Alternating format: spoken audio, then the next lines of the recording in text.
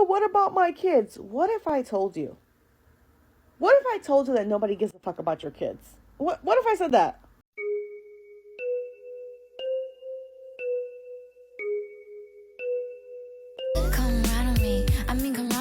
So the short and sweet tour is coming to an end, and word on the street is that parents brought their kids just to be left shook and very much scarred, not by what their child's taste in music really is, but by Sabrina's lack of class and blatant raunchiness right in front of their precious babies. How could she?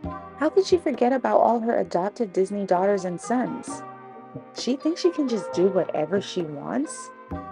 Sabrina Carpenter is a pop star and actress who kind of started her career in more family-friendly content like Girl Meets World and the Netflix movie Tall Girl that actually has a sequel that I had no idea about, Tall Girl 2.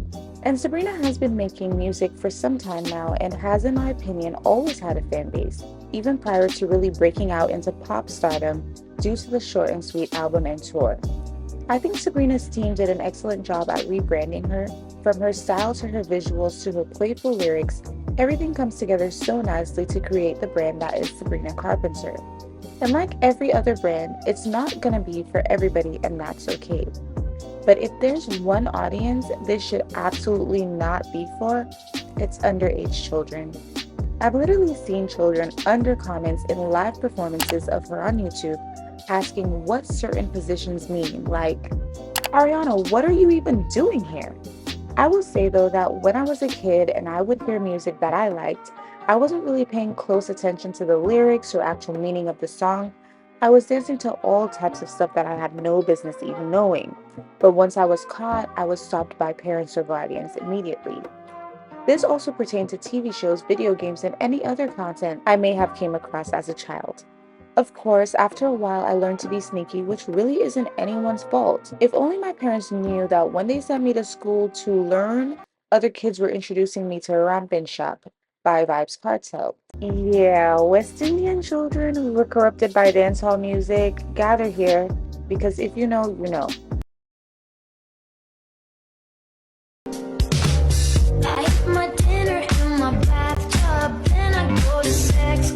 To me, it's concerning when I see videos of parents who took their children to Sabrina Carpenter's tour and felt like her music was way too inappropriate for their child. They were shocked by the innuendos and back-arching positions, pissed off that they brought tickets to a concert where they had to spend time covering their children's eyes. But my question for them is, where have you been? I can't stress enough that we're getting to a scary place in child rearing where many of these parents are actually nothing short of delusional. I'm gonna be honest, people like this need to be evaluated. I guess Miley Cyrus should have stayed Hannah Montana forever as well. And these are the same people who say and do inappropriate things in front of the same children that they want Sabrina Carpenter to protect. Please just hang it up. I understand that there should be trust involved in a parent-child relationship, and you really shouldn't be invading your child's privacy or making them feel like it's their fault that they were exposed to some inappropriate music. It's not their fault, or even yours for that matter. What they may hear on their way to school, at school, on the bus, at a friend's house, at parties, but you know who else's fault it really isn't? Sabrina Carpenter's.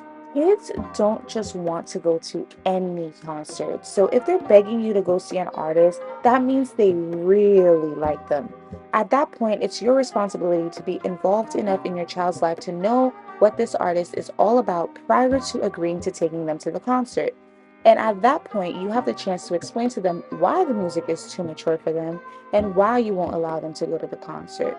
And it may be hard, and there may be some tears, and there may even be some I fucking hate you, mom and dad. But you know who doesn't care and who has absolutely no responsibility in any of this? Sabrina Carpenter. To be honest with y'all, another reason why I truly don't get it is because it feels like these rules to look out for my children, what's wrong with you, only applies to some artists and excludes a lot more. The obvious group excused from their responsibility to the children of the world is men. Men, don't you worry. You don't have to believe the children are our future. Just live your life, talk about blowing shit up, sipping on scissor, running up on your ops, and embarrassing your baby mama. The children don't listen to you, so it doesn't matter. All jokes aside though, they do, and the parents are very much aware of this.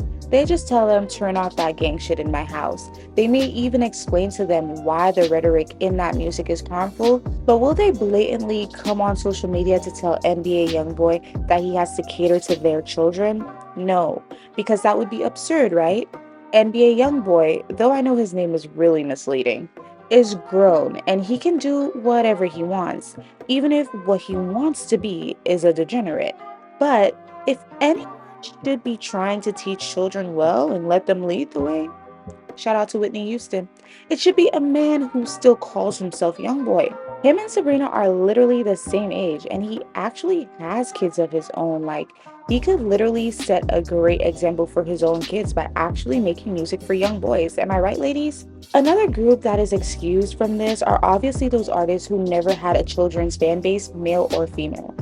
Since they didn't start catering to kids, they're not necessarily held to that standard. Imagine someone told Rihanna that she needed to cater to their kids.